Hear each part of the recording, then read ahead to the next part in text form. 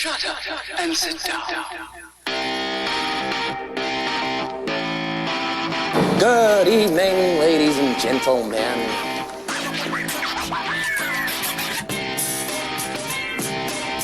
That man is playing Galaga. Thought we wouldn't notice, but we did. Snakes. Why did it have to be snakes? Miserable bloody Romans, no sense of humour. I love the smell of napalm in the morning. Here's to swimming with bow-legged women. Are you telling me you built a time machine? Out of a DeLorean? The Culture of Pop is back at you again. We are here on a wonderful, beautiful, crisp, rainy Sunday. Disgusting Sunday. It's fucking gross outside. It is. It's nasty. We were talking about our Thanksgiving. I don't know if I'm a little lacking today. It's because I had way too much Thanksgiving and way too much alcohol and way too much everything. And my Thanksgiving has prompted me to start using that carb manager app again that I had. On this app, I got into the whole keto diet and I lost like 40 pounds in 3 months. It was pretty goddamn incredible. I did find out today, though, that I was scanning a bunch of shit to see what I could eat. It's been a while since I used this app. I guarantee I have not been in ketosis for a long time. But I was scanning some shit, and I just, out of curiosity, scanned a bottle of Bird Dog whiskey. Doesn't affect keto at all. I could drink the whole fucking bottle if I wanted to.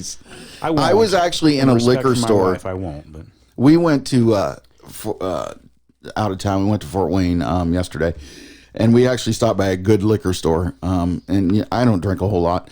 But there wasn't like a ton in there that I really saw that I was like, man, I really need to try this. Because just my past experiences with liquor have just not been great. I just don't like it. Fair enough. I know you pointed out a couple things, man. I was looking. I did see that they have a Jim Beam vanilla now that I'd like to try. If you want a positive opinion of liquor, do not get Jim Beam, at least not the flavored ones. Really? Dude, the apple tasted like Robitussin. I thought you liked the honey, or was it something, another honey? That was, it was okay, that one. The Jim Beam was, it tasted, I said it tasted like IHOP, like getting drunk at IHOP.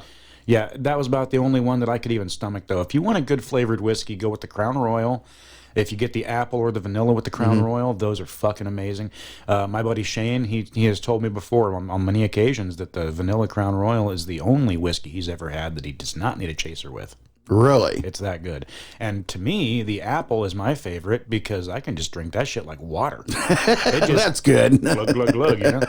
But if you want something that's just as good as that, though, go for the Bird Dog. That's what you keep telling me. It's a Bird Dog. Peach. You can get that at Meijer. It's like $13. Well, we went to this place, and it's a famous liquor store. We've stopped there since I was going to concerts when I was 14. It's been there forever. But anyhow, I got this new Guinness, Milk Stout Guinness. Okay. And it comes in a blue, if anybody's interested, it comes in like a blue package. It's like a 6-pack of regular cans. I got you. And it said it had hints of espresso and coffee and chocolate and blah, blah, blah, and so on. So I figured, Melinda will like this. I'll get this. And I had already gotten myself some like regular Guinness. I went there looking for Stella Artois Midnight. Okay. Which is like supposed to be their version of Guinness, I guess. But anyhow, they didn't have it there, so I got this Guinness, and this Guinness was hardcore. Really? I mean, it was, What was the alcohol? Melinda, I don't know, I didn't look, but Melinda took like one sip, and Melinda took one sip, and she was like, no. And then I drank it, and I was like, this is, because I don't like, I'm a Guinness man. That's about all I'll try to drink. Well, I'm on the whiskey. I mean, and I have to blame Jim Morrison for that. I have to blame, because I was obsessed with the Doors when I was a kid. When I first discovered whiskey, and I just used to steal the fucking Black Velvet out of it. I tried Black Velvet recently. No, it's not good. No, it's disgusting. It's fucking gross. There's a reason why it's like $10 for a liter, you know? You get what you pay it's for. cheap. I remember that's the time the type my grandpa used to drink. He used to drink a lot of the really cheap whiskeys. But another one of my favorites, though, God damn it, I just tried this too. Wild Turkey makes one called American Honey Sting. Oh, I think I saw that in the store I was in yesterday. yesterday. Really sweet, and it's infused with ghost pepper.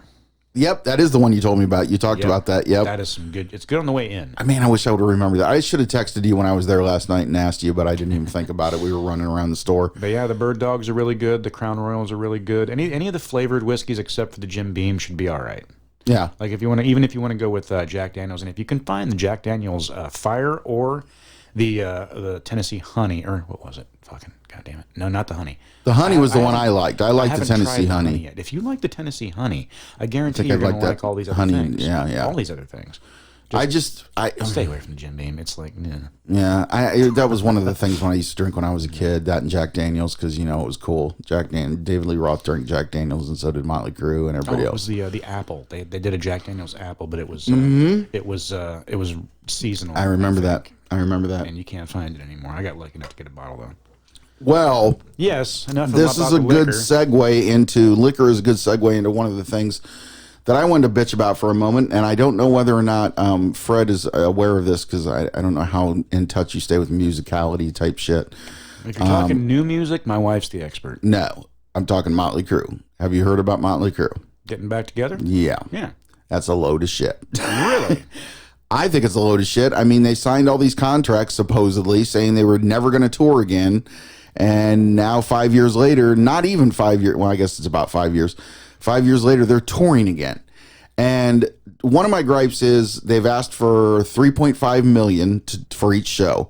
Okay. And that splits down to like $1 million and something for Crue, like $400,000 for Def Leppard, and like $250,000 for Poison. They got Def Leppard and Poison with them. Yeah, and I'm telling you what, Poison will blow all of them out of the water. I've seen Poison 3 times at different times in their career, in their heyday, in their not so heyday, and when they came back again.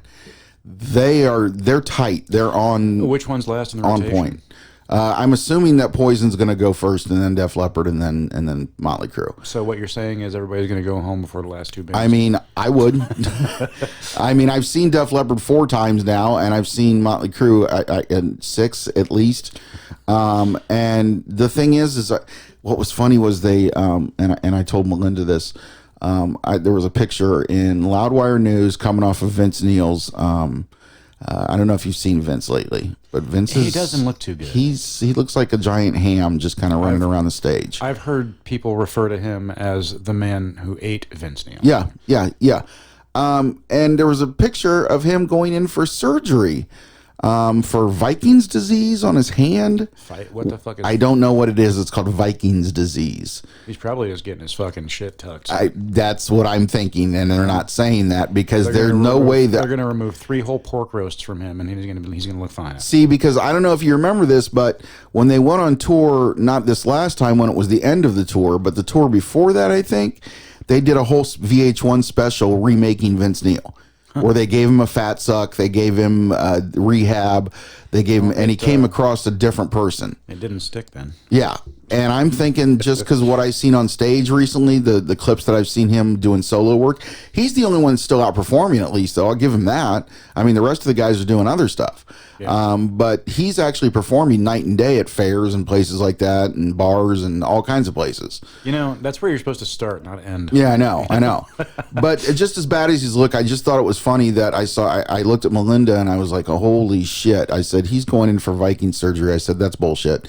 I guarantee that's what they're saying. He even in the picture, he even has like his hand up here showing it, like, oh, my hand's so crippled. Which, I mean, I don't want to make fun if it actually is happening, but no. I almost guarantee it's a secret fat sucking and all that kind of stuff. If he actually hears you talking about it, then good. We've reached some. Yeah, I doubt he hears it. And if he hears it, he's just going to hate me. So, you know what? Being hated by somebody who shouldn't even know you exist. True. That's probably better than, anything. It's like in show business, there is no such thing as bad press. Yeah, you're right. And for this, I mean, it's like when we got excited about getting kicked off of Google Plus that one time. What was that? What was yeah. What was it? You talking about that? Yeah, I think it might have been. Yeah. There was a thing that I forget what it was, but no, that was YouTube. Oh, that was YouTube. That's right. There was something I forget what it was we talked about, but we said the wrong fucking thing and wound up getting the episode removed from Google Plus. And when I heard about that, my very first thought was cool. They noticed us. Yeah, exactly. Yeah, that is cool. That I mean, once in a while that they notice, even if it's for something bad. It, you fucking made it a little bit when you start getting kicked out of places. Yeah. But my final point of it is basically they're saying that this is because of the dirt, because the dirt was so big, and they've got all these new fans and everything now. I want to explain to all you little kids out there and everything that what you saw in the dirt, that's not Motley Crue anymore.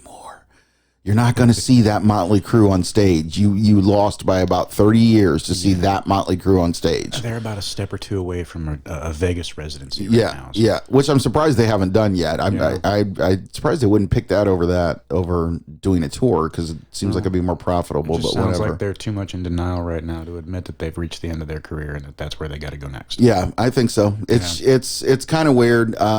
Yeah, I'm just crabbed off by it. I'm just irritated by it. I'm like, well, we spent all this money to go see you guys because we thought it was going to be your last tour, and now it's not. I mean, how many No More tours has Ozzy had? A dozen or so, but I can't even see him making it on stage much anymore. I mean, they'll wheel his ass out there if it means making money. Well, Sharon will. I know that because that's what Sharon's all about. Just put him on a fucking dolly and push. Yeah, and he's got that new song with Post Malone and Travis Scott, two rappers. I'm fairly certain Post Malone has never bathed. No, we were just talking about that in the car last night. The fact that he smells, because everybody that's ever worked with him has said that he smells. You can smell him from the pictures. Yeah, he looks like a homeless man. I can smell him through the internet. Yeah, but he seems to be a really cool guy to hang out with. Everybody's hanging out with him, so he must be nice. I mean, at least. I'd say he must be talented too, but it doesn't take talent to do anything in the music industry nowadays. Well, like Melinda was listening to we were listening to that Ozzy song with Post Malone and everything, and she was like, "Is that his real voice?" That's fine. Is that his real voice? Is that is that how he sounds? And I said, well, not really. I said he's probably got auto-tune, EQs in the back, all kinds of shit going on, so that he can sound that good. Whether or not he sounds that good in person, I mean, well, I don't know. My daughter said he was pretty good in concert. She didn't see him, but she's seen clips of him, so I don't know. Post Malone, whatever. There's a thing I want to. It's not directly related to Post Malone, but there is a thing I wanted to bring up since we're on the topic of music. There was a video that I found. It's called "The Death of Melody."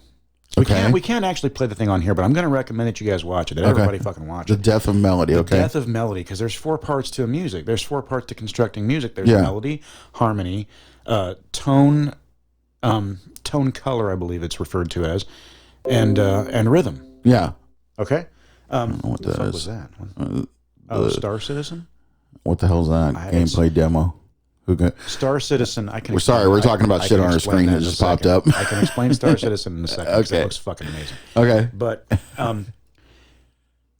you were talking about 3 of those parts. The 3 parts that have remained are rhythm, tone, and the harmony. But we're getting rid of melody. Melody's disappearing. It's just unfashionable now. Yeah, it's strange, isn't it? It's strange that I saw a lot of this when I worked at Hot Topic, when bands like Fall Out Boy came out, bands like Panic at the Disco and stuff like that, when they were first becoming big. I thought it was weird that, number one, they never used any, I guess it was cool, they never used any titles of their songs as actual titles that said anything in the music. Well, so in other words, they would have a song about... I have the same problem with Zeppelin, honestly. Really? Yeah. Well, I never know what song it is because they don't actually say the name of the song in the fucking song. Yeah, that's true. But I mean, they literally would call it something else. Like, I mean, I'm trying to think of "Thanks for the Mammaries" or "Memories." That was an old one. I'm trying to think of the couple of Fall Out Boy songs that I heard. That I mean, they literally there's the song. The title of the song would literally just be a sentence, and it was never said in the song anywhere or anything. And they were doing that a lot back then, and they're doing it again now. Plus, they're also doing this thing like you're talking about, where it's not really all about melody and choruses and all that shit. It's just about singing in an auto-tune. And it's not just with contemporary music either. It's also in place in like musical scores for films too. Oh, yeah. A good example would be listen to John Williams' Superman score. Okay. And then go listen to the score from Man of Steel. Oh, yeah, yeah. That's a perfect example of melody being deleted from the equation. Yeah. Oh, yeah, I agree. There's a rhythm there. There's a nice tone quality to it. And there's a nice tone color. And it's got a decent harmony that goes there, but there's nothing you can walk away humming. Yeah, yeah. I agree. And Danny Elfman's Spider-Man. I don't think... Which Spider-Man? The Danny Elfman, the original Sam Raimi one. Is that the one? Did he? I wasn't sure if he did that one. Yeah, you can't. Okay. You can't. There's no theme to walk away from that movie humming when you walk. No. You know, you walk out of a Superman movie from the old days, and you're Yeah. What do you do when you walk out of Man of Steel? Yeah, exactly. But that's different. That's a whole different. That's beside the point. But yeah, I'm gonna bring this up on YouTube if you want to just to show you. Okay. Because we can't really play the whole video. And I don't know. Yeah, but I understand what you're saying about the melody. I mean, it's really gotten to a point where my kids at least don't have a ton of like singing to do because there is no real choruses sometimes, and there's real. And that's the is one that Billie Eilish yes, up there? That is William Eilish. Yes. Yeah, and her stupid fucking song that everybody thinks is so edgy and catchy is a perfect example because she just spends the whole fucking song in like on one note, just one note. Yeah, and I know we seem like a bunch of old fuckers here, but really, me especially, I like all types of music. I liked Lady Gaga when she first came out. I liked Lady Gaga. Yeah, I like Janet Jackson. I was just listening to Janet Jackson yesterday. I mean, it's not like, that's not old, and new. Her song, actually, Poker Face, is used as an example in there, too, because it exists on one fucking note. Yeah, it does. Yeah. You know, it's got the beat. It's got the fucking rhythm. Yeah. And I'll listen to pop, I mean, as long as it's good. But this pop coming out lately, it's just like, oh, man, come on. Right. And the song with Ozzy and Post Malone, you can definitely tell that it was done like separately.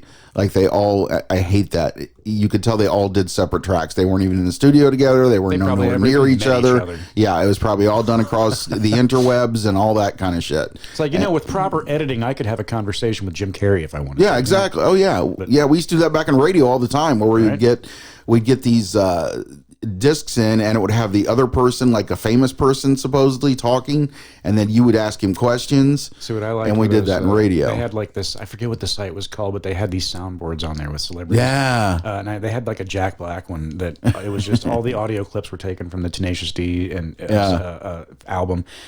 And I used to like call places and use that as a fucking. That used to be a thing. Remember that? It used to be a thing to prank call people with different voices from the soundboards. I remember that. Yeah. I had people fooled. I used to use that soundboard whenever I was playing, I think, Star Wars Galaxies, whenever we'd get into the chat program, we were using the voice chat program. Yeah. And people would just buy it. They just. Yeah.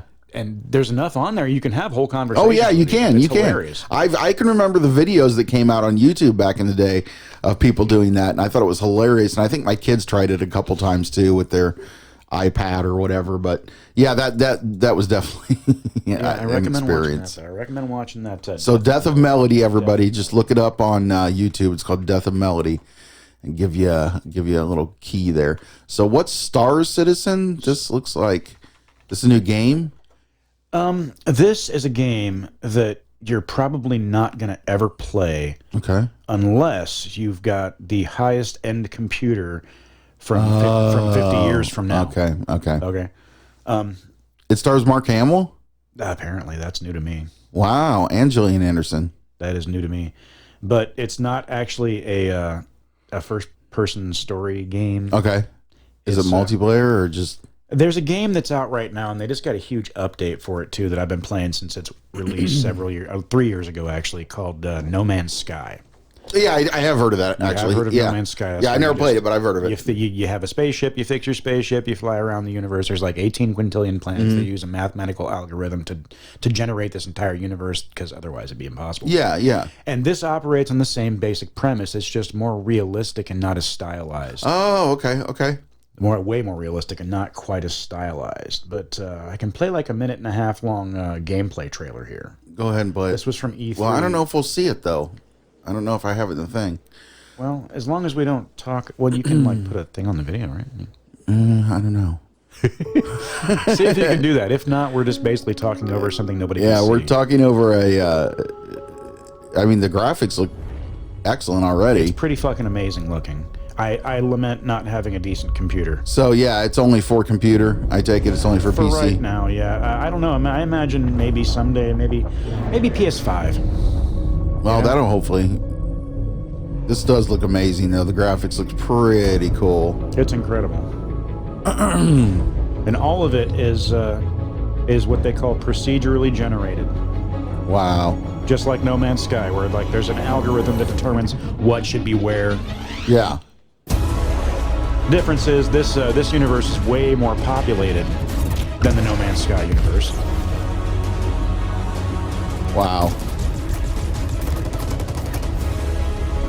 It's like watching a goddamn movie. It is. It definitely. I mean, the graphics on this are amazing. And I apologize if nobody can actually see this, but I'll try to edit it in. We'll see. oh, that works. We're all starting here. We're all doing things. You know? Wow. Yeah, you take command of a ship. That looks pretty sweet. And there's another one too that's very similar to that, and I cannot remember what it was called. But I'm not going to be able to play this unless I have a $3 billion computer, correct? Unless you have a top-of-the-line computer from 100 years from now. See, and I can't get used to playing on computer. I just can't do the whole can't mouse either. thing, and I've never been able to do it. I don't much like it either. So, hey, another transition. Games. You were just talking about GTA 5. I was talking Games. about Fallen Order. So tell me about some of the new things you've learned in GTA 5 Well, playing there's it. nothing new to learn from GTA 5. You pick up a fucking gun, you go blast some people, you get fucking killed, then you wake up at the hospital with all your weapons and money, and you go kill more people. That's all there is to it. And if you're playing GTA Online, you're going to get killed by everyone else. Yeah. That's my biggest problem. When I first started playing that game, when it first came out, I started playing GTA Online in its infancy before it had a whole bunch of stuff added to it. Yeah. That was when there really, truly was nothing else to do but run around and shoot each other. Yeah. I started in on a world, and some douchebag just started following me and killing me. Just started following me just constantly. And I'm like, dude, what the fuck? So I said, fuck you. I went to my apartment, and I just went up into the apartment. And I sat down on the fucking couch and started getting high in the game. And I got up from my couch. Wait, you can get high in the game? You can get high in. They got a bomb. See, I haven't played it enough. It's even in the normal story mode. Really? You Okay. got a fucking bong in there. You got a wine glass. And you can call fucking dancers over to dance. But I went up there, and I in the real world, I got up from the couch. Okay. I left it sitting there. I figured this guy's going to lose interest sometime soon. Yeah. I get up. I go get something to eat. I go take a shit. I get a fucking shower. I went out and I filled the car up with gas. I come back. I'm still logged in. I sit down. I leave the apartment. Boom, right in the face with a fucking rocket launcher. He just sat outside the apartment waiting for a half an hour. See, it's people like that. Those kind of people, they should be able to get some sort of... They say they have an algorithm where, you know, certain people can play with certain people. In other words, people like me who don't play all the time can play with people like me who don't play all the time. If so, it doesn't work. Yeah, or it doesn't. Wasn't in place at the time. Which is why I never play him online. What's the fun in that? I mean, he's really ran out of other things to do in the game, so he just wants to kill people. Not just in the game, he's run out of things to do in his fucking real life. Oh, yeah, if he's true, going to too. sit If he's there gonna and sit just there sit for half an outside my hour. apartment for a half an hour, waiting to blast me in the face with a rocket launcher. I find these games, It is though, kind of funny, though, dude. is. It really Looking back, is. it was pissing me off at the time. I almost put my controller to the TV. I would have, too. But yeah, looking back, it's hilarious. But What a dick. I What a love these. dick. I love this game, though. I mean, it's cathartic. It's cheaper than therapy. I'll put it that way. You know, Like I said, I was playing it for a while, and I was playing it on Steam. The only problem with Steam is because I have a NVIDIA Shield, and that's the only way you can play. Right. The only problem with Steam is if you couldn't go for half an hour and take and do your shits and get your gas and all that shit, because it cuts you off. I hate that. Oh yeah. After about 10 minutes, it'll just cut you off the line because you're using their servers. I gotcha. So it sucks. And I just got tired of going downstairs for a snack or something and coming up, and I'm gone. Yeah. So that's why I stopped playing it on there. But we have it on PS4, and I might play it. But that brings me to... I got it on PS4 too. We could hook it up, and like play together. Yeah, I was going to say, anybody, if you don't own the game yet, it's on sale right now on PS Network for $10. That's cheap. That's dirt cheap for Grand Theft Auto 5. Yeah. Technically it's a Black Friday deal. Yeah. I figured. Yeah. Normally it's $30. Yeah, it sometimes I've seen it for more. Oh yeah, I mean that's a price drop because I saw it for $49.99 at GameStop, brand new. So that was probably like a few weeks ago too, because exactly. It's been up there. How can you justify charging that much for a game that's that old? Well, they continue to update it constantly. Correct. Yeah. I mean. It's still the same fucking game that it was. Are they making another one, or is this always going to be? There's going to be another one. Is there going to be another one finally? They're saying 2021, maybe. Really? last I heard, I thought it was 2020, but that doesn't look like it's going to happen. No. So I'm going to guess 2021, and I'm hoping they don't have any details about this yet. I'm hoping they take it either back to Liberty City or to Vice City. Vice City is my big hope because we only got one game set there, and I used to live in Florida, so that would be really awesome. Have they ever done New York? They have. That's Liberty. That's Liberty City. I can't remember which is which or which. San Andreas was the one that had Los Santos. And that Yes, yeah, I remember that. I played all the way through that one. I loved that one. It's yeah. great. I was in Los Angeles a few years ago, and I was actually standing in spots where I had killed people in GTA 5, you know. Standing by the Santa Monica Pier, I'm like, I ran over somebody there. I blasted somebody in the face there. I beat that person with a dildo. Oh shit! I forgot you could do that kind of shit. Oh, that's some fun shit. I'm gonna have to get back on it definitely. But the one that you haven't played yet, that you said you're gonna play, Very soon. is of course Star Wars. What is it? Fallen what? Jedi Fallen Order. Jedi Fallen Order. Yeah, it's which some redheaded stepchild that survives the Order 66 thing from Revenge of the Sith, and I guess just trains himself. I don't know. So far, what I won't spoil seen anything. So far, we've played about probably an hour into it, and maybe 2 hours. Anyway, but you haven't seen shit yet. Yeah, but I'm telling you right now, it is challenging. Good. There's easy games. There's like a story mode. By the way, my nose is itchy. I don't do coke. I promise. It would probably just explode my heart. So Yeah, I stay away exactly. from shit like that. But my nose is very itchy. It's all right.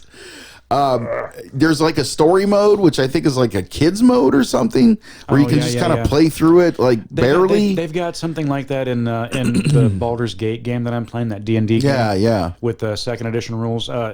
They've got like the easy, normal, and all that, like nightmare mode. Yeah. But they've also got a story mode where you just don't die. Yeah. I think that's what that one is. The enemies go away and you stand back up. Okay, so I'm playing the one above that, which is, I think, there's like Grandmaster, Jedi Master, something else. Okay. So I'm playing like what would be considered probably normal on for usually where I normal start. bullshit. I do not want to play as a Grand Jedi Master or anything. It is tough. It's a challenging game. It's not only hack and slash, which is fun as shit with the lightsaber. As soon as you get your lightsaber, it's all you want to do. But you got to time that shit, don't you? You got to. Yeah, well, kind of, sort of. I've heard it get compared to something like Dark Souls. Yeah, kind of. Yeah, where it's not quite as hard as that, but there's patterns that all the different types of enemies go through, and you have to learn their patterns in order to properly kind of, sort of. I don't know. I saw quite a few people moving around, like quite a few stormtroopers moving around. That kind of like we're doing different things each time, because trust me, we had to do a couple of different scenes over and over again.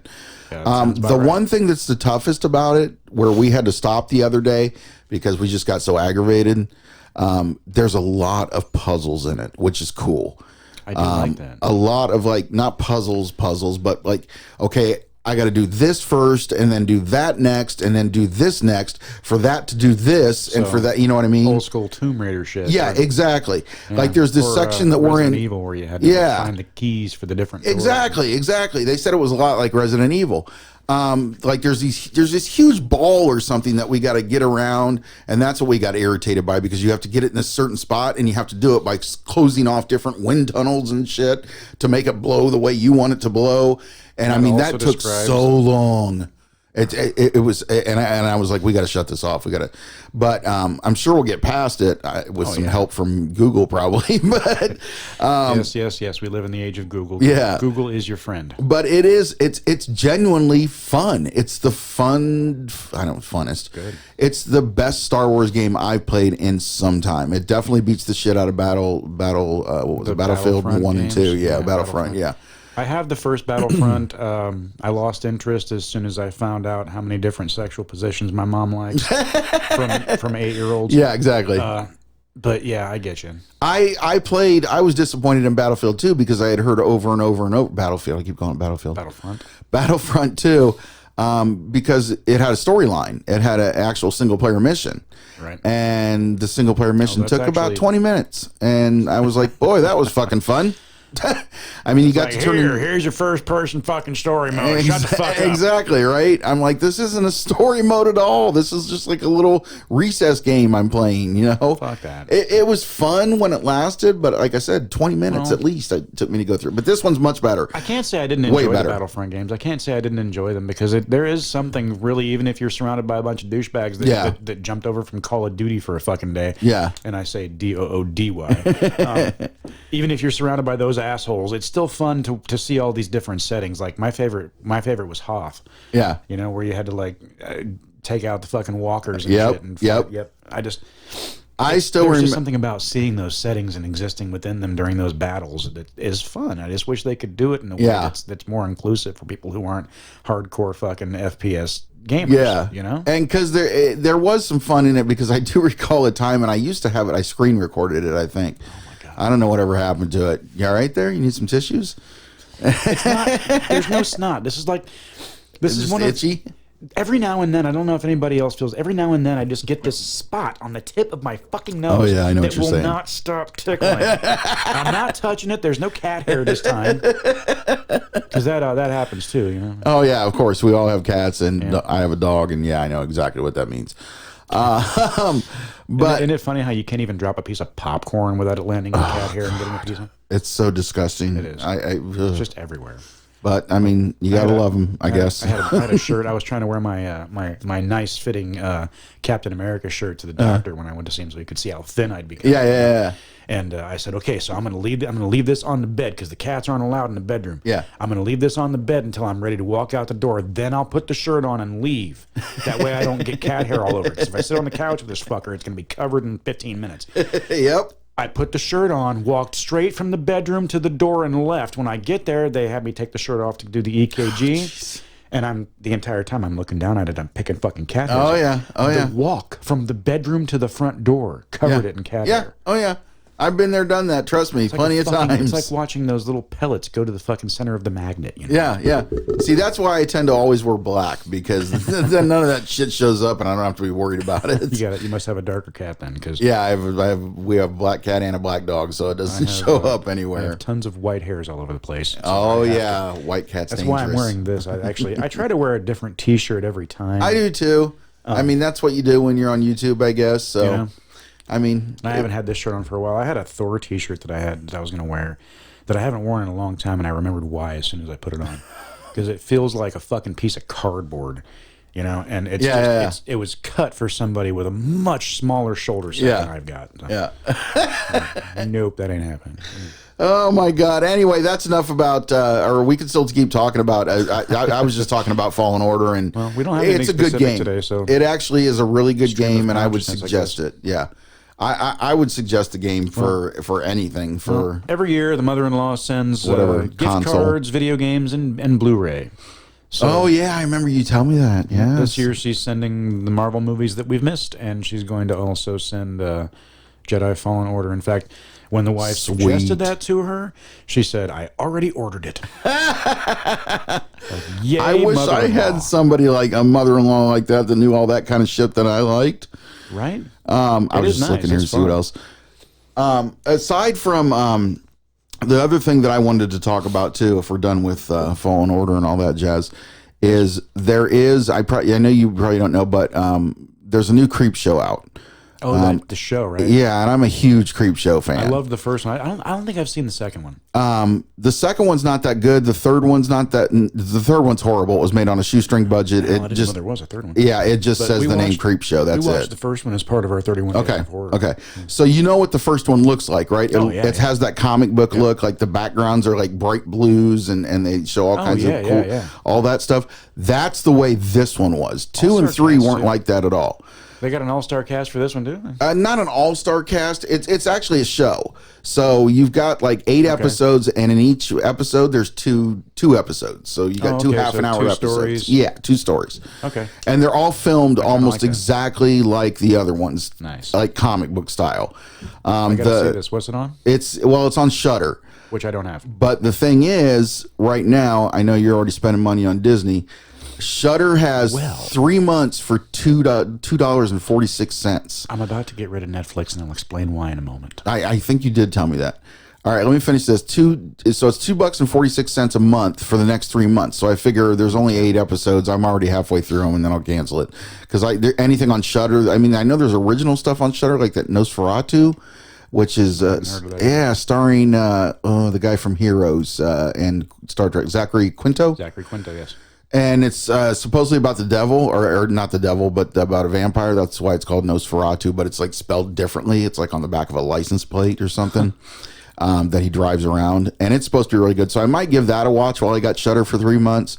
But yeah, for $2.46, I was like, yeah, that's what I'm going to rent. If I were to go see all the creep shows, if I were, anybody out there right now, it's a Black Friday deal, I guess. I don't know how long it's going for, probably till Monday, because Monday's Cyber Monday. But talk to the wife. I just wish I'd known this a few days ago when we were actually spending some money. Yeah.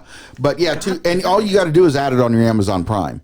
That's all you do is just flip the thing. It says that's the only reason I got it was the $2.46 because I couldn't find it anywhere else. How this shit waited until I was on camera. Until you're on camera. That's the way it always does. Like fucking crazy. But yeah, I might not be paying for Netflix anymore, anyways. Okay, why now? Well, the very day after we just sang praises to Mystery Science Theater 3000, the announcement was let out exactly a day later that they canceled it. There will be no more episodes of Mystery Science Theater on Netflix. Really? Yeah, they just fucking flat out canceled it, and I don't know why. I guess the first red flag that I should have seen was when they only got a season and a half. Oh, yeah, they had a traditional 13-episode first season. Well, it's traditional now, I guess, but and the second season they advertised it as the Gauntlet, as this this binge watchable series. Because in the story of the thing, the guys on the satellite are forced to watch all these movies back to back with no break. Yeah. And they do that because of binge watching society. Yeah. Because of that, they said they shortened it to 6 episodes instead of the 13 that they had the last season. Okay. And they were trying to say that the reason they had really shortened it was so that they could get more seasons out more quickly. Really? Yeah. Fewer episodes per season, but you get 2 seasons a year. Yeah. Didn't happen. No, they just flat out fucking canceled it. And that's because of Netflix's algorithm, I think. They have this algorithm running that tells them when something's profitable or not, and I guess Mystery Science Theater just wasn't profitable. It's just gone now. They're trying to get it back up and running, but the only thing that I'm amazed about Netflix, the only reason that I kind of keep Netflix right now is because they do have some, I know a lot of people bitch, but they do have some good original product that's coming out. For instance, The Irishman just came out. I haven't got to watch it yet because it's almost 4 hours long, but they released that in theaters for like a week for, so that De Niro, and I don't know if you know this movie. I have not. Okay, it's The Irishman. It's starring Robert De Niro. It's directed by Martin Scorsese. So of course it's a mafia film. Yeah. I heard about them talking about this when Martin Scorsese was talking down on superhero movies. Yeah. Make one. Yeah, exactly. Try it. Go ahead. Make one. You can. If you don't like the way they're being made, make yours. Exactly. Yeah. I don't know what that would be like. That would be very strange for Martin Scorsese to make. Would fucking sell. I'm trying to think of what could he even do. Let's wait. Hold on. Let's shoot the barrel here. Let's see what would be the best character for Scorsese to do. I would want him to do an original thing. I would want him to come up with a character. Really? Yeah. I don't know if I'd want him to touch any other characters. What's a character that's really? I'm trying to think of somebody he's really serious that really. I'd say I don't know, man. I wouldn't mind seeing him direct a Batman movie. Well. I'd say Joker. It'd be different. Todd Phillips already did that. He already made a Martin Scorsese Joker. He did. So I mean, I guess that's probably what Martin Scorsese's would look like. Maybe, I don't know. That's what he was bitching about. Actually, that's the reason. I don't know if he was bitching about that, but that's the reason he was bitching. I think is because so much was taken from his movies. And he's like, well, fuck that. It's not even the only. I mean, that movie to me, like I said, I've seen it once, but that movie to me just seems like it's different than all the others. So you're not going to be able to get that same kind of source material out of any other of the heroes, I think, or villains. The way he did it, like I said before, it could have just not even been called Joker, and it still could have been a great movie. Right. I kind of look at it as an Elseworlds. I don't know if you're familiar. You're familiar. Yeah, I've heard of them. Yeah, I've never read any of them or anything. But for people who don't know, Elseworlds is essentially DC Comics' answer to Marvel's What If, where they say let's take this character and change one little aspect of it and see what happens. Like there's one called Speeding Bullets. It's my favorite one actually. Okay. And it's Kal-El lands on Earth in Gotham, not in Kansas, and he's discovered by the Waynes and raised as Bruce Wayne. And then when his parents fucking die, when they're shot in that alley, he doesn't do anything. He realizes later though that he had the power to do something. To do it, yeah. And he becomes a very, very brutal Batman. Really? A brutal ass Batman who's already brutal anyway, with Superman's powers. So are these comic books or are they graphic novels? Yes. Well, graphic novels, yes. They are graphic novels. Yes. So I kind of want to hear some. I can bring that. Yeah, I kind of want to. Did you watch Trick or Treat yet? Of course, you fucking didn't. Fucking watch Trick or Treat. I will. I promise I will. I promise I will. I'm going to ask every episode, no matter what. You'll probably have it back next week. I've been trying to talk the wife into it. She's just not in the mood yet. So she's gonna like it. I'm telling you. If you guys like cheesy 80 movies, yeah, you're gonna. And we're on the same schedule now too. So when we sit down to watch TV, we got to sit down and watch stuff together. You know? That's good. That's good. I like that. It's good to a point. You spend every waking moment with somebody, you just want to rip their face off after a couple of months. Oh, Jesus. It's natural. That's how it happens. But the opposite of that sucks, too, because we used to be on completely opposite schedules. She would wake up in the morning at 7 o'clock to go to work. I would sleep all fucking day until 3 o'clock in the afternoon when she got home. Then I'd get the car and I would go to work. Yep. Then I would come home and she would go to bed and I'd be up till fucking dawn, wash, rinse, repeat. Yeah. You don't see each other that way and it gets very fucking lonely. Yeah, it does. It gets frustrating. It gets very frustrating. But then you do the exact opposite of that, and you just want to kill each other. You got to have that equal balance. That's the entire universe right there. Is all about balance. Yeah, and the Force. Yes. Yes. But yeah, I understand exactly what you're saying because it's hard because like by the time my wife comes home from work, she's exhausted and tired and she just wants to go to bed and I'm up and happy and because I got that I have that same lifestyle that you were living, you know. Oh, I understand. It's lucky for me to be awake at this hour. Get energy until the sun goes down, you know. Exactly. I don't. I mean, I can stay up and be way more productive. I do laundry and shit at 3 a.m. I do dishes. I do all that kind of shit. So I didn't do it's just easier. You don't have a bunch of kids running around. Yeah, there's nobody to fuck with you. Yeah, exactly. You do it at your own time. Yep, exactly. I love the night times. Peaceful. Yeah, I've often been called by my kids a vampire because I live in a dark room. And because that's just the way, not dark. I mean, we've seen my room. There's all kinds of lights and stuff because I live in Vegas. But I like the way your room's decorated. I just like the darkness of it. I mean, it's just like at nighttime you feel like you're the only one. Yes. You understand what I'm saying? Like you're the only, especially if you go outside in my neighborhood, at least I know you're by the mall, but in my neighborhood, when you go outside, it's quiet and you literally feel like you're the only one alive. Quiet by the mall too. Those places are disappearing. Well, yeah, that's true too. I forgot about that. But like a fucking ghost town. Even during the holiday season, there's hardly any fucking cars over there. Yeah, and that's their own fault because they haven't done the right things that they should do to that mall to keep it going, and I don't think they ever going to. No, they're not. It's going to wind up just like the American Mall. It's going to be a fucking. I was just saying that the other day to my wife. I was like, this is getting ridiculous.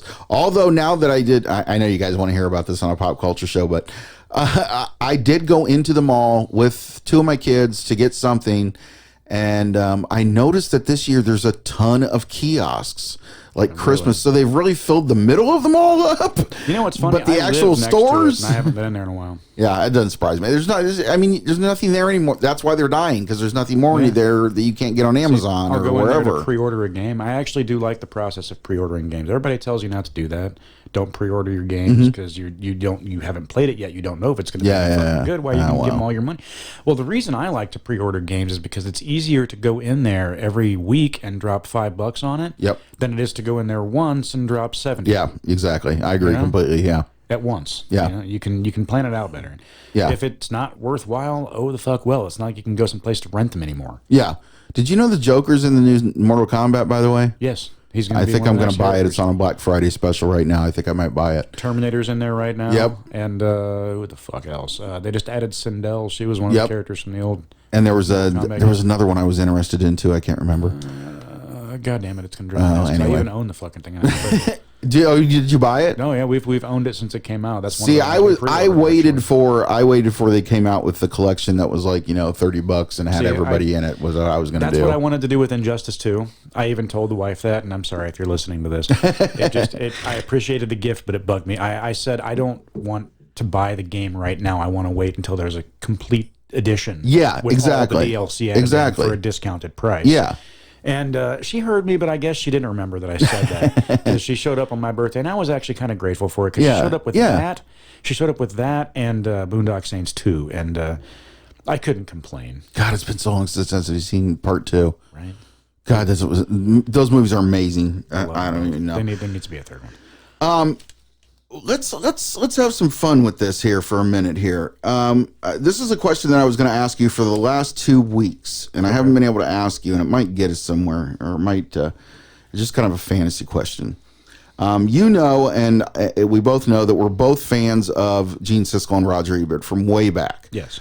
My question to you is, if Roger Ebert was still alive, if you could sit with Roger Ebert and pick one movie to watch with him, what would you watch with him?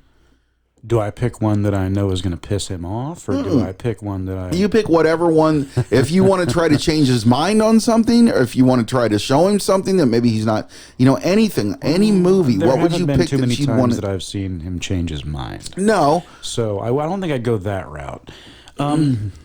God damn this nose. Like, what would you? Is there anything? Because I was thinking the other day, like, what would I want to hear him say about blah blah blah, or how he felt about blah blah blah. He actually passed before this whole superhero craze started. Yeah, he did. Actually, he did. So I don't know. Pick any one of those. You think so? I would really like to hear. In fact, just pick the genre as a whole. I'd like to hear him deliver I'm sure a verbal essay. I'm sure at about the point we're at now. I'm not sure, but I kind of give a guess that we're about the point we're at now with these kind of movies. He'd probably have the same feeling as Martin Scorsese. But the first few, like the Iron Man and Thor and all that stuff, I think because he's way more of an enjoyable guy than Siskel was, I think he'd like him. But I think at this point he'd probably be like, enough already. Well, that's not going to happen as long as they are filling theater seats and making a bunch of guys in suits rich. Yeah. They're not going to stop. Yeah. Oh no, I agree. I agree completely. I would like to watch a Kevin Smith film with him. I don't know which one yet. Maybe Dogma. I already know how he feels about Clerks because he was alive when that was around and Chasing Amy and stuff. But I don't think, was he around when Dogma was around? I think so. Even if he wasn't, I would still like to. He was starting to get sick at that point, though. My dad, it's funny though. Yeah, he was. It's funny though. That's one of my dad's favorite movies of all time is Dogma. Really? Oh yeah. And you would not believe. I mean, if I could bring him up here, I would. But you would not believe the pastors and preachers that he's recommended to watch that, even with all the language in it. Same thing.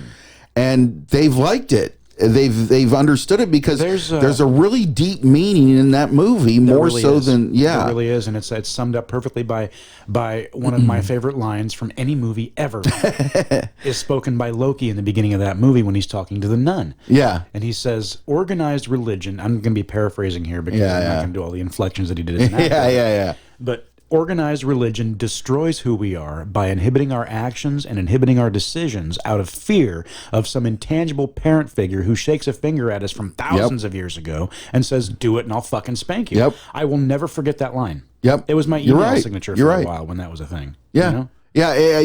And by the way, that nun that he talked to, I don't know if you know it or not, but it was I know her face. I don't know if you're thinking who I'm thinking. Well, you might be. She's from Mr. Rogers.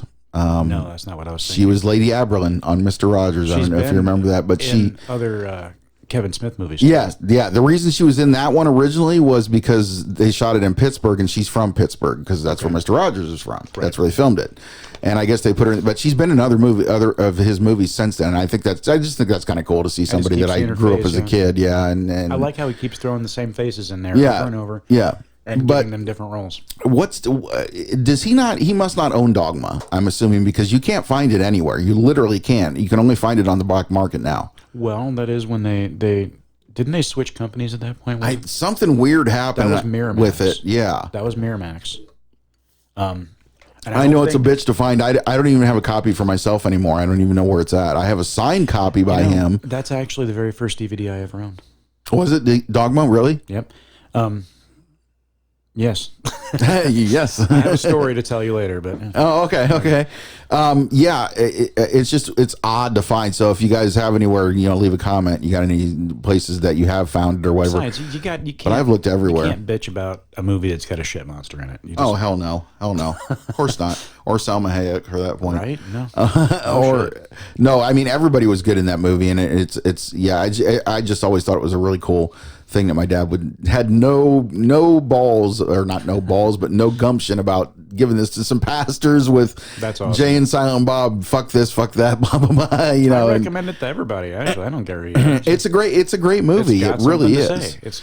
And you wouldn't think so, but this is actually him reaffirming his religion. Kevin Smith reaffirming his religion to himself. They always thought it was bashing religion, but he really, honestly, it's not. If you actually take a minute and watch it, you'll realize that it's not. I mean, hell, if you listen to him speak, you'll realize. Yeah, because exactly. He's always talking about it. I mean, and speaking of great directors, I have to say something. And I'm honestly not doing this to piss anybody off. I'm not doing it to aggravate or to bring up a discussion that's going to be aggravating. I finally watched, and I don't know if it's because of the hype for it, but I finally watched Once Upon a Time in Hollywood. Finally, it's on Vudu now, so I finally watched it. It was a very unexpected movie. There wasn't nearly as much fucked up shit that happened in that movie as I would have expected coming from Tarantino. I honestly thought it was just an art piece. That's kind of what it boiled down to. I didn't see there was no real discerning plot. No. There was nothing. It was just a bunch of set pieces that happened. But I liked the art. I liked the art. I liked the way it looked. I loved Brad Pitt. He was awesome, but like usual. Everybody Leonardo was good. good. And some of the things that kind of irritated me, and I understand that he probably did it to be secretive or to be mysterious, right. But I wanted more explanation as to why Leonardo DiCaprio's character stuttered all the time, except for when he was on screen. I mean, he stutters. I mean, he can't even put two words together half the time, and when he's not on screen or not on the thing. It's Quentin Tarantino, so there's going to be a Netflix series later where they take the movie and expand it to 12 hours. Which, I mean, 3 hours was enough. You'll probably get the answer. Yep. But yeah, I did like it, and I didn't, and I kind of understand what they meant about. A lot of people were complaining about Sharon Tate. And the fact that, she had screen time, but she really didn't talk.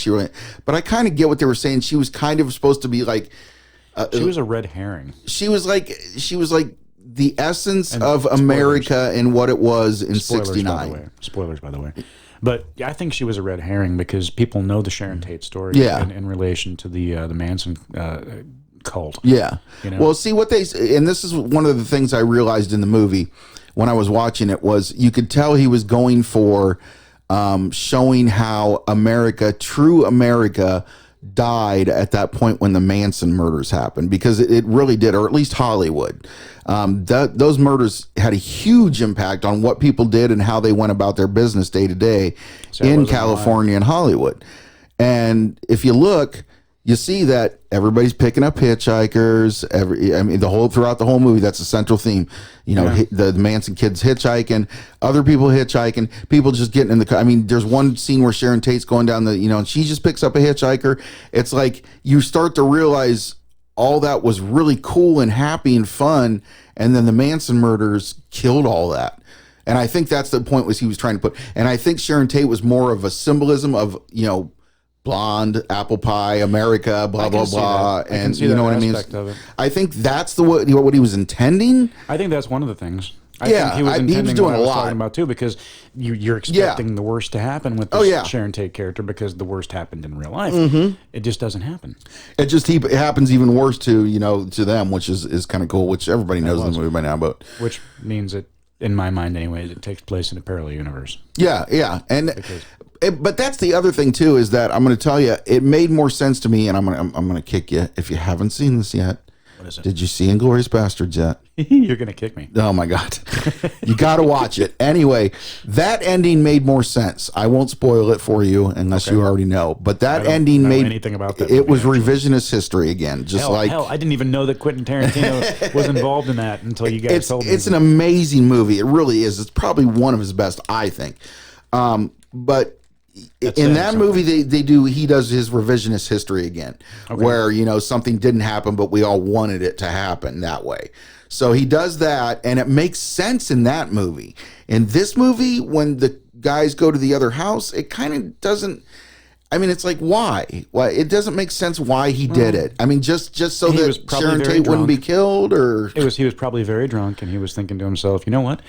They're going to expect this, so I'm going to give them this. Yeah. And that's probably all there was to it. And I did think it was really cool, and I don't know if our former member mentioned this or not, but I did think it was really cool how, I think he did, but how they went to a scene on the TV right before everything happens, and he's just sitting there stoned out of his mind watching TV, and right before everything happens, they show the TV screen, and it's a guy like a magician or something, and he goes, and now the point everybody's been waiting for. And it was in a TV show, but you knew that Quentin was showing that to signal, here comes the murders. This is what you guys are here for. This is all you wanted to see was the Manson murders. But you know, it was perfect the way he did that. I thought it was great touch off on. But when Brad Pitt starts kicking the holy fuck out of these guys, mirroring the whole, because you get to see that he's a badass when he kicks the fuck out of Bruce Lee earlier in the fucking movie. Yeah. When that started happening, both myself and my wife were giggling incessantly. Oh yeah, it was awesome. People were I thought looking it was at us. awesome.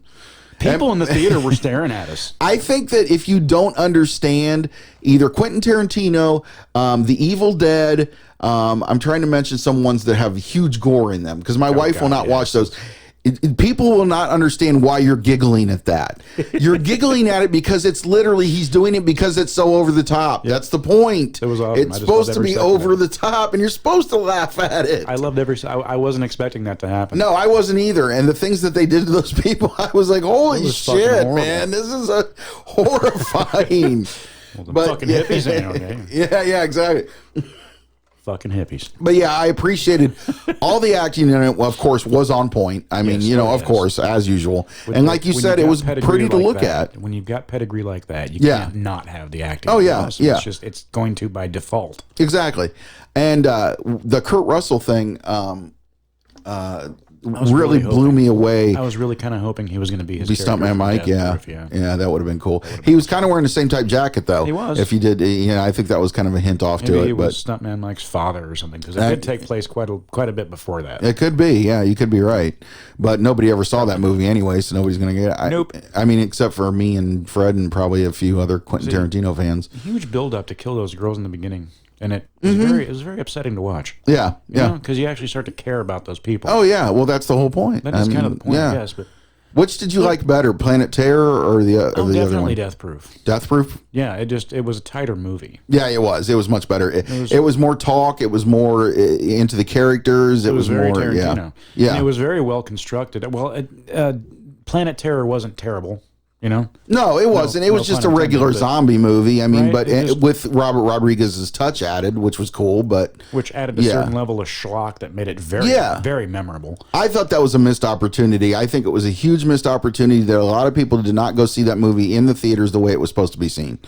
I mean, I know that's a lot to ask people to sit for 4.5 hours, but it should be seen as the Grindhouse thing, both of them put together. I agree. I agree. It's just better. I think Return of the King burned people with its 36 endings, though. Well, yeah, but you went and saw that in the theater. You had to pee. It's like you get up and then another ending. Okay, 15 minutes later. Okay, now I can go pee. Oh, another ending. I'm just glad they cut out the Scouring of the Shire from the books.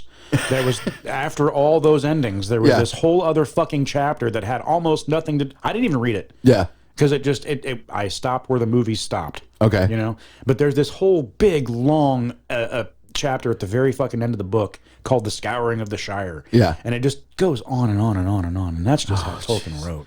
See, like I said, I saw the original 3 with my son because my son was a huge fan. He likes all that fantasy. My oldest son, he likes all that fantasy stuff. So I saw the original 3 with him in my living room. We watched them, and I mean, I got out of them what I expected to get out of them, which was, ooh, pretty, ooh, neat. This looks really cool. But I the whole backstory and stuff, it's just hard for me to get into because I've just never been. Yeah, that's exactly. Tolkien. Those books, I read each one of those books before I went and saw the corresponding movie in the theaters the years that they were coming out. Yeah. Because my buddy Matt actually got me a copy of the collected edition of Lord of the Rings. And I was going somewhere with that. You were going somewhere with that. Or were you really going with it? It's all right. It's okay. It's a lazy after Thanksgiving day. Okay, well, not after Thanksgiving day, but a couple days. But it takes a while to recover. It does. I mean, geez. But there was something else I was going to talk about too, and I can't remember what it was. I got to get to my little notepad here. My nose has officially. I don't know what's going on here with your nose. I don't know either. It's all right. Can I talk about something that I'm really pissed off at, and the fact that I think the end of the world is coming because of this? Well, personally, I think the end of the world actually happened in 2012, like the Mayans predicted. Well, that could be. And our fragile human psyches are still trying to get used to it. So you could be right. We're stuck in a pocket dimension that's designed to mirror what just ended, so that our minds can come to terms with this while reality slowly circles the drain. But that's just me. Oh, Fred. Too much liquor, I think. I mean, not today, but maybe not in the enough, brain. Actually. That could be. What pissed me off was I pull open the box office readings as I do every Monday just because I kind of am curious. And the movie that everybody should be going to see right now because of the way the world is, as far as I'm concerned, Charlie's is the Mr. Rogers movie. Oh, Mr. Right. And no one went and fucking saw it. Of course not. That's how depressing and fucked up our world is. Yes. It made $13 million on the first weekend, and Frozen 2 made $185 million or something. It beat the shit out of it. I've never even seen Frozen 1. I haven't either, but it pisses me off because that's the kind of shit that Mr. Rogers per se was fighting for. You know, he was fighting against that mindless cartoon garbage that just keeps going in kids' brains. And I'm like, this is the movie, Mr. Rogers movie is the movie that everybody should see this Thanksgiving, because maybe it'll make you feel a little bit better about yourself when you walk out of the theater. We should have a poll attached to this. We should see how many people were even aware of the fact that movie existed. Yeah. Because it wasn't marketed very well. It wasn't marketed very well at all. There was maybe a few commercials. That could actually be one of the reasons why Charlie's Angels is tanking too. I mean, I have no interest in seeing the movie. Yeah, it wasn't marketed at all either. It wasn't marketed very. There are people who live in fucking Los Angeles, the home of movies, that fucking live in that city, and they're even saying, "I had no idea it was coming out." Yeah, it wasn't marketed.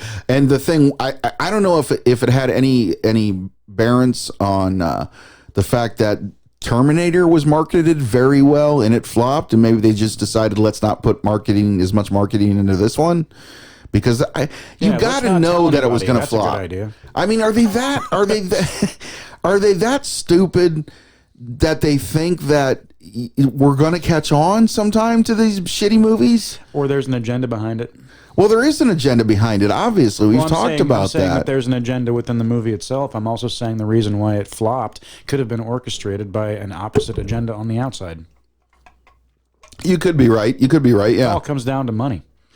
I've said this before many times. If you ever want to find out why something is in this world the way that it is, find out who got paid and you'll get your answer. Follow the money. That's what they always say. Follow the money. Find out who got paid for it and you'll get your answer. Yeah, I think that, I mean, does this mean not necessarily an end, but I mean, did anybody learn their lesson with Terminator and Charlie's Angels, I wonder?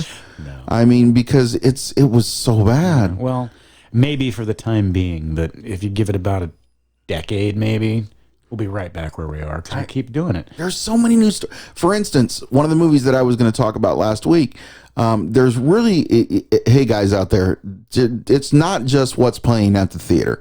There's a lot of good movies out there that you're missing that you need to dig deep. One of them that I was going to bring up was a trailer that we watched during our summer fest when we were talking about trailers on summer.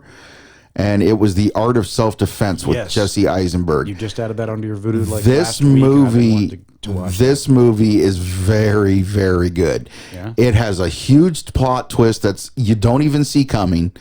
Jesse even know the Eisenberg main is guy. incredible in it. The guy who plays his, he goes basically. It's what he's a wuss. He's a big time wuss, kind of like me, and he Eisenberg, do you expect doesn't fight or anything. You know, he has, you know, he's nervous all the time, anxiety ridden because he's scared of the world. So he decides one day, I'm going to go learn self defense. So he goes into this guy's, dojo, and he teaches him. And the guy who teaches him is a newer actor, I think, but he's really good. And the way that he teaches him, it's quite.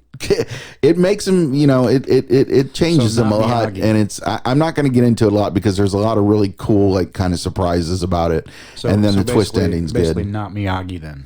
Yeah, not Miyagi. No, this guy's probably kind of a psycho. You find out, but yeah, like I said, he's I don't know who he is. I'm not going to bring his name up now, but he's really good. By this since we saw the trailer during that one episode, and I might watch that sometime. It's really funny too. It's funny. If I don't watch Trick or Treat or Inglourious Basterds, it's because I chose this instead. You've got to watch. That's the three you have to watch.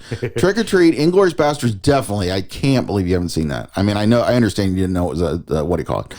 But yeah, it's Brad Pitt's excellent in that one too. And the best part about Inglourious Basterds is Christoph Waltz.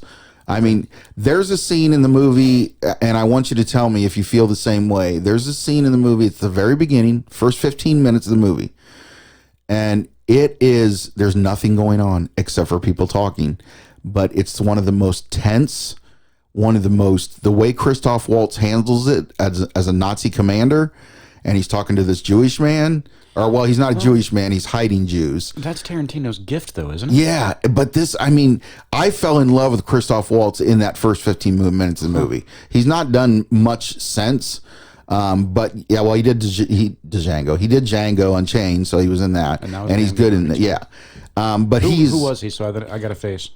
He's he in Django Unchained. He's the guy that takes care of. He's the one that frees him, and he's a German guy. He has a German accent, but so he's a wonderful Nazi. I mean, I guess if you could say that, he's a great Nazi in Inglourious Basterds. But that first scene, I can watch it over and over because it's so well done. He's the cuddly heroin dealer. Yeah, exactly. And then I think what the big mistake with him was, I can't remember. Django had to have come out after Inglourious Basterds, but if he became big, he became huge. He might have even won an Academy Award for that role, supporting. Wow. He might have. Not definitely sure, but I know he was up. But then he comes out of the gate because they want to use him because, hey, let's use this guy because he's becoming a big star now. Quentin's made him a big star. So what's the next movie he does?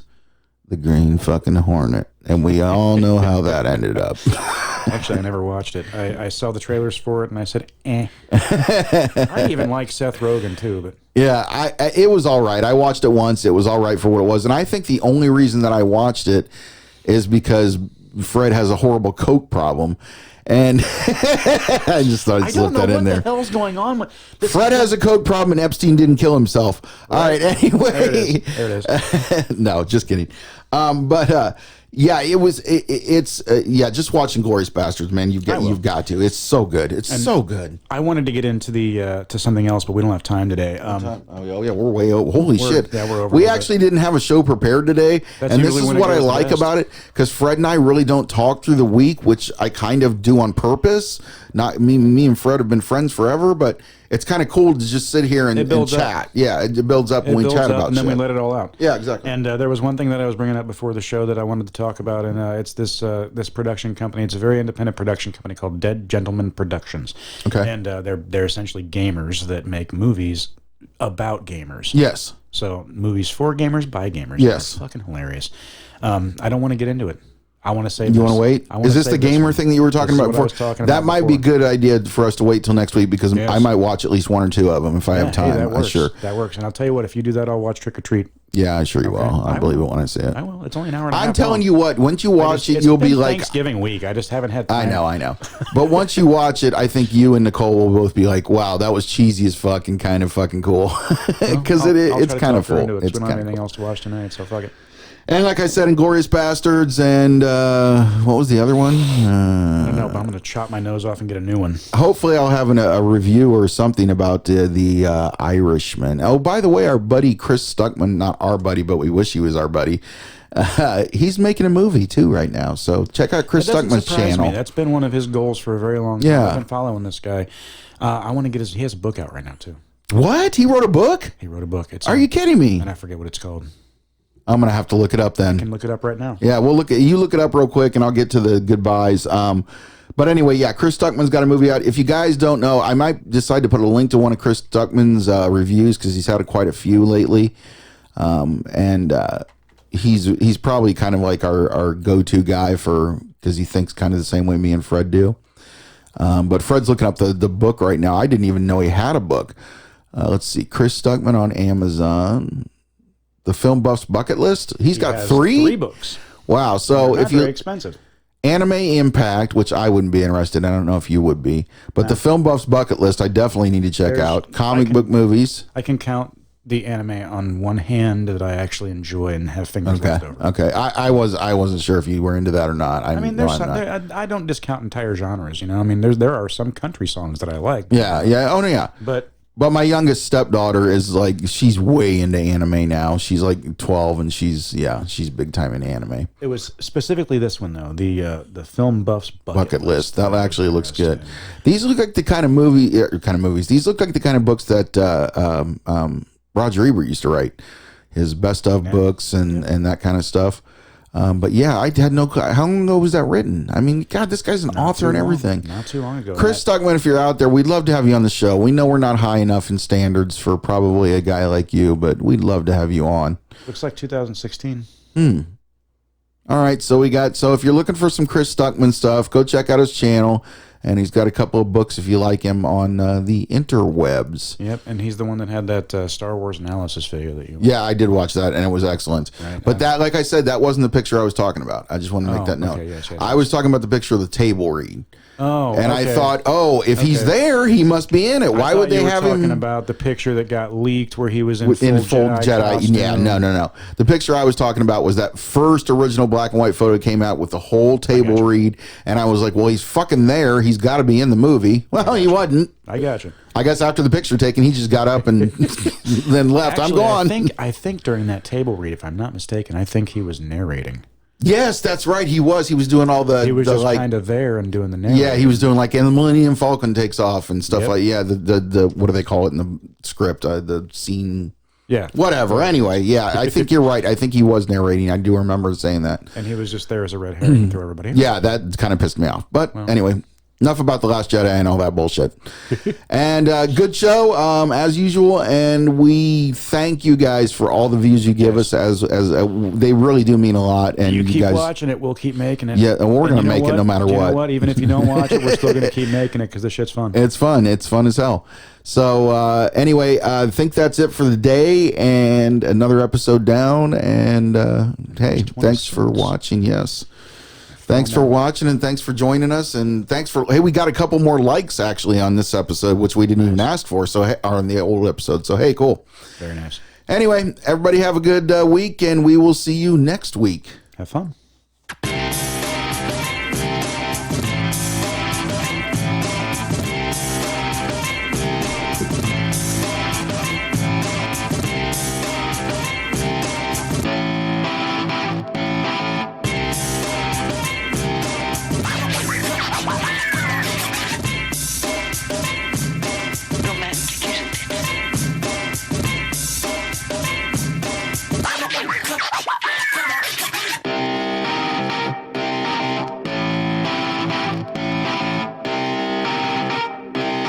Shut up and sit down.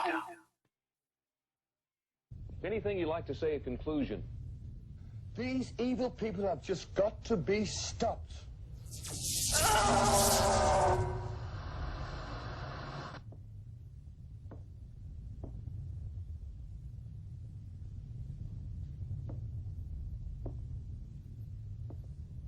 You should be loyal to your heroes. They could turn on you.